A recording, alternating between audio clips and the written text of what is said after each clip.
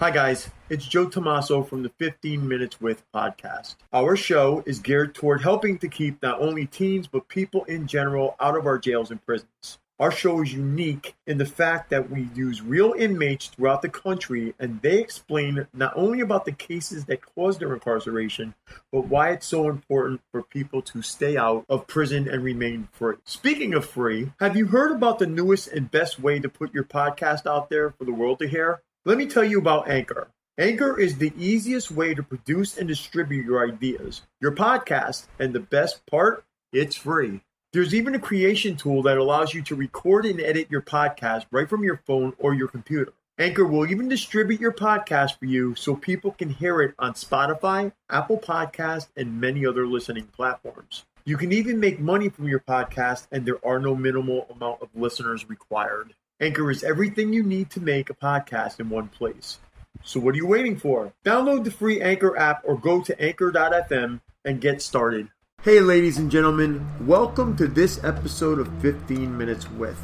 Some of you might be asking, what is 15 Minutes With? What is its purpose? What are its goals? 15 Minutes With is a show about jail and prison. 15 Minutes With doesn't glorify jail or prison.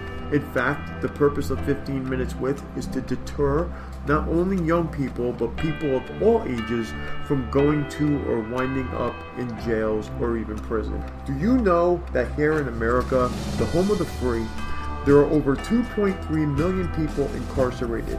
Over 1/3 of incarcerated women worldwide are in fact locked up right here in the United States. Over 13 million people are arrested each year. That is more than the population of Los Angeles and New York City combined. It's a lot of people. From what I just said, you're probably thinking that 15 Minutes With is an anti-police or anti-justice show. If that is what you're thinking, you couldn't be further from the truth. The police risk their lives out there helping others with just pretty much handcuffs, pepper spray, a gun, and their wits or their street smarts every day. There are so many laws, some antiquated on the books, that an average person commits 3 felonies a day, and our courts are showing it. So are our jails and prisons with an overload. 15 Minutes With takes you both behind the walls and the razor wire and out on the streets to talk to inmates who are currently incarcerated and some who have been released from confinement and are living out here in the free world. It is our hope that once you hear their true stories about what the system in jails and prisons are like, as well as the horrendous and outright dangerous conditions on the inside, that those of you who may have be headed down that long and lonely road that leads right to the inside may have second thoughts and think twice before winding up inside those walls and having to live in those conditions. It's our hope you choose the life out here in the free world. Now, here is this episode of 15 Minutes With. You have a prepaid call. You will not be charged for this call. This call is from Drew Peterson? an inmate at a federal prison. This call is being recorded and is subject to monitoring. Hang up to decline the call or to accept. Dial 5 now. You wish to block. Good morning, Drew. How are you? Good morning, Joe. How you doing? I'm okay. If for some reason I don't call you, it's because we're on lockdown or something. And that happens quite.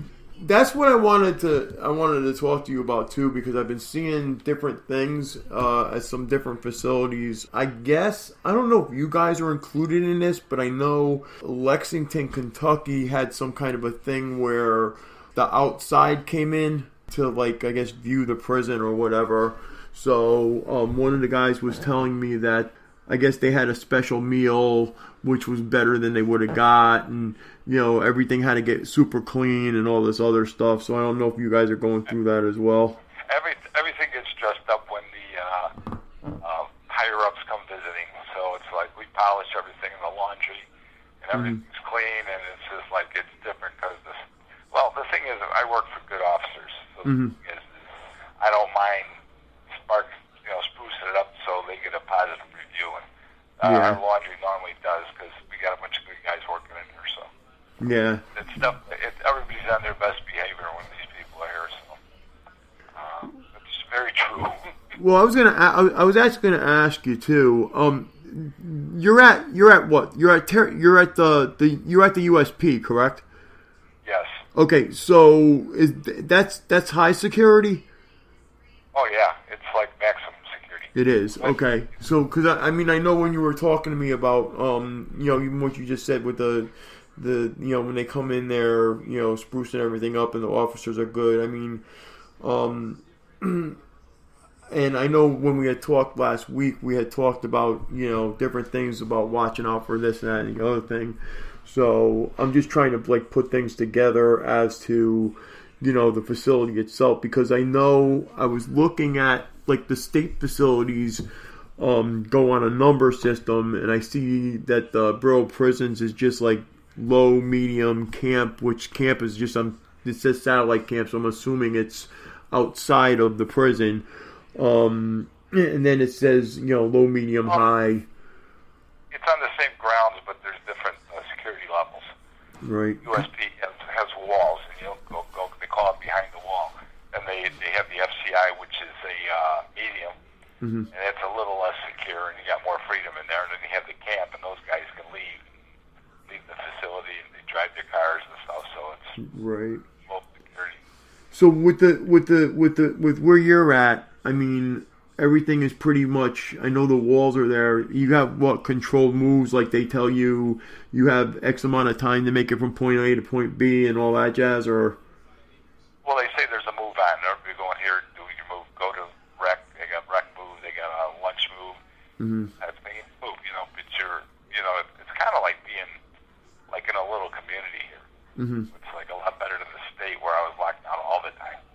I was at the point in the state where I would handcuff if I left my cell. Well, that's what I was going to ask you too, because you had pointed out, that when you were in, I think it was state or county, you said you were in single cell and you were pretty much by yourself. Is it different there? From a federal prison. Is it different where you're at now, or?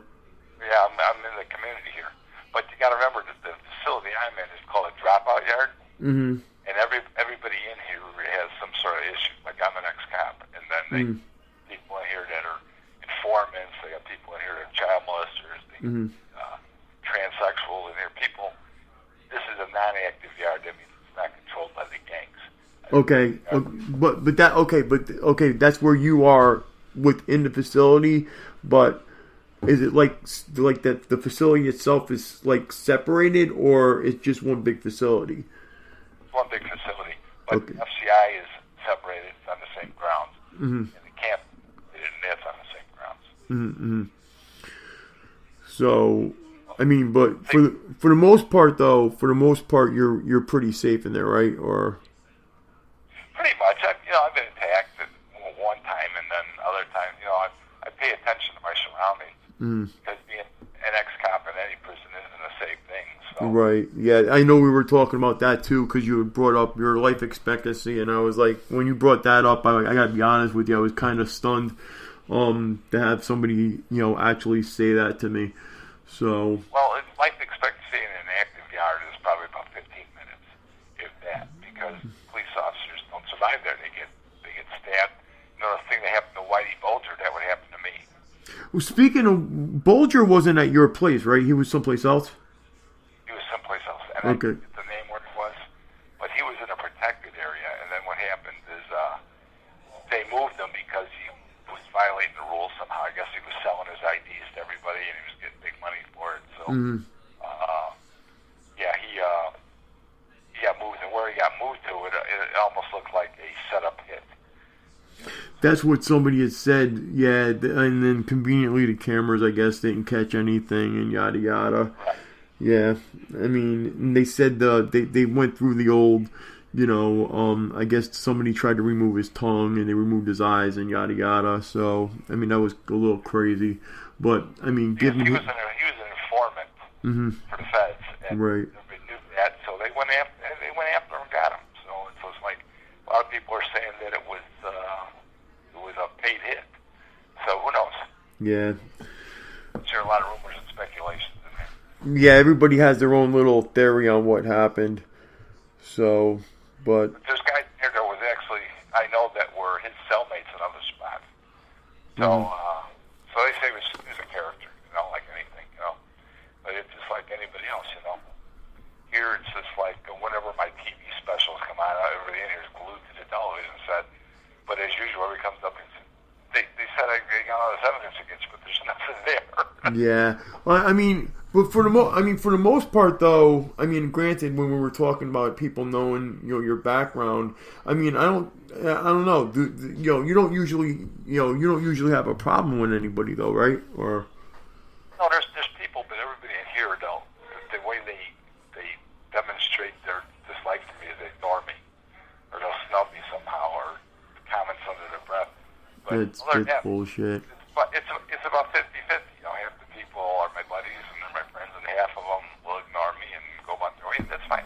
Right. It's like you're almost better off not having too many friends in here. Keep your circle small. Well, I know it's probably just in a way kind of like the outside. You keep your your circle kind of tight, and then this way you don't have to. I'm not going to say you don't have to worry, but there's less of a worry because you know who's around you at all times. Well, like anything else, people, if they need something from me, they're my best friends. If they don't need something from me, then it's just like they'll ignore me or have nothing to do with me. So it's like, and that's fine, Right. But a lot of people come to me for help or stuff, so, yeah. Right. Other than your background, does if somebody was to come in there, like to get sentenced for whatever, even I don't know, white collar crime, what are their what would your advice be to them, as far as to maintain so they don't get hurt? I know I've had people tell me don't gamble, don't borrow, yada yada. So what would your advice be to somebody going in there? Same thing. Stay away from drugs.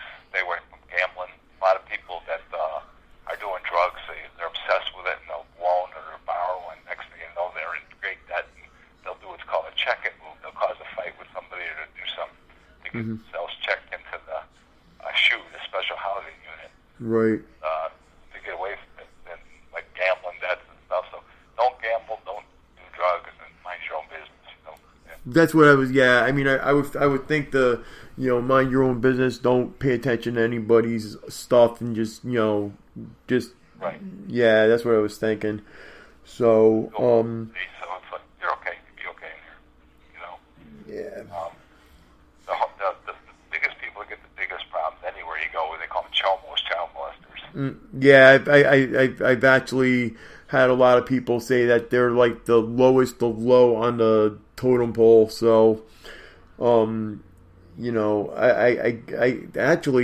talked to somebody, I want to say from California, and they actually have a special section of the prison where these guys go, and it's to keep them from getting, it's to keep them from getting hurt. Transsexuals are all over. The child molesters are all over. But when somebody wants to pull a check-in move, This call is from a federal prison.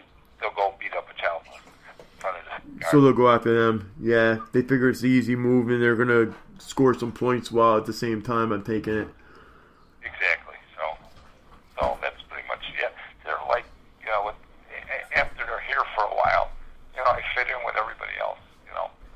Everybody, I don't know if they're not accepting, but they're just dealt with, and nobody bothers them, to be honest with you. Or they'll find each other, and they'll survive. Well, the thing I was going to ask you too is the differences between state and federal. I'm not talking about custody wise. I've had people tell me that state, they just dump you there and that's that, and then federal, the inmates are, I don't want to say more accepting, but they're more like, I don't even want to use the word organized. I'm using the wrong words. But they're more accepting of people, unless you have, like a sex offense. They're more accepting and a lot more. It's not as hard, I'm getting told, in federal as it is in state. Is that right? Or Well, the thing is, I was kept in the PC area, protective custody of the state, so I really don't know, how it was the general population here. But the thing I had is I was very famous. right. help. already. The animosities, because everybody wanted to know me or get a picture of me. Right. But with him just being an ex-cop, I'd have probably more problems than I Right. do. So, well, if they're going to cut us off. Yeah. So. All right. I'm gonna end the call with you now. It's up to you if you want to give me another shout or not. I'm gonna try to take care of some other stuff for you too in the meantime. God damn. You want me to call you? I can call you today in about an hour or so. Okay, that'd be cool. That'd be cool. Okay, bye. All right, thank you. Bye. Thank you for listening to 15 Minutes With. I hope you've enjoyed this edition. If you have enjoyed this edition of 15 Minutes With, please hit the like and the subscribe button. You can also help me keep this show going and watch it get better by donating to paypal.me/Joe Tomaso. That address again is paypal.me/JoeTomaso. 15 Minutes With is constantly looking for new content to upload and new people to interview. If you would like to share your story, or if there's someone you would like to see us interview, please email us at insidetherazorwire@gmail.com. That email address again is insidetherazorwire@gmail.com. Last but not least, again, if you like to support this channel, please subscribe and hit the like button. Until next time, we'll be seeing you